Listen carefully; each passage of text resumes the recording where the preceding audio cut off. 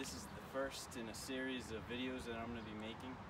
It's a company called Wood-mizer in Rhode Island. And first I'm going to show you the kiln that I've made. And it's the first production kiln in the state of Rhode Island, to my knowledge, that is a professional kiln. There's a couple other guys that have small kilns, but nothing in the for a production kiln. So this is made by Nyle. It's the L200M. It's the spacing inside is 21 feet by 12. It can do up to 4,000 board feet. Right now I've got about 1,500 board feet in there. I'll show you all that, and hope you enjoy the series. Thanks. Alright, now we're on the inside of the kiln, and top left corner you can see is a positive pressure vent. So when the temperature gets above 120, a fan will kick on and it will add fresh air into the kiln to lower the temperature, and then thus that'll create positive pressure, and then any positive pressure will actually go right out that vent. You can see I'm using composite stickers.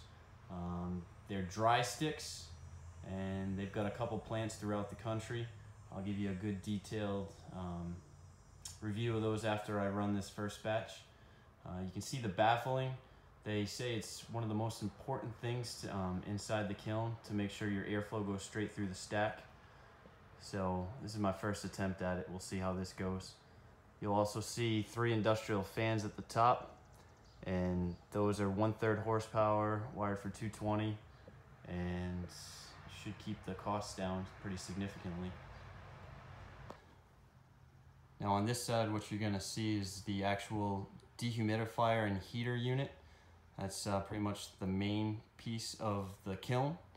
And then right above that, you'll see a probe sticking out into the room. That's your dry bulb temperature.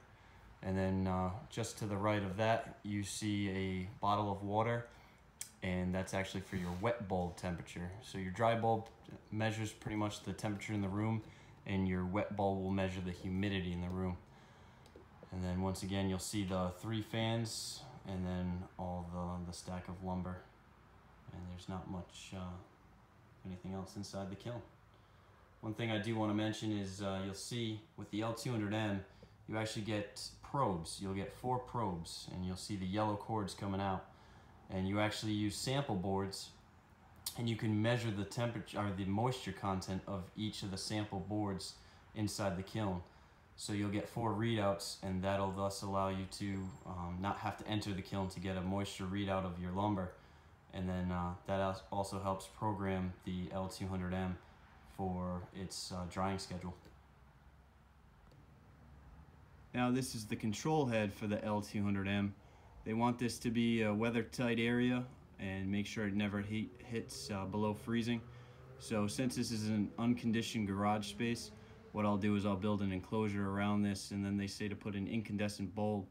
So I'll have to find one now that they're illegal, but I'll find one. I'll make a little bracket for it, and then anytime I'm running the kiln when it's below freezing outside, I'll have that bulb on, and that'll keep the control head above 32 degrees Fahrenheit or 0°C.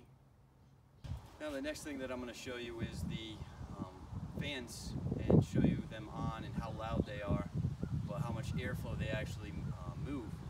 And it's interesting because if you go on the back side where the baffles are and feel the airflow through the stack, it's not much. So it's a large amount of air that the fans pump, but then it's not that much air that actually makes it through it. So we'll see that in a second.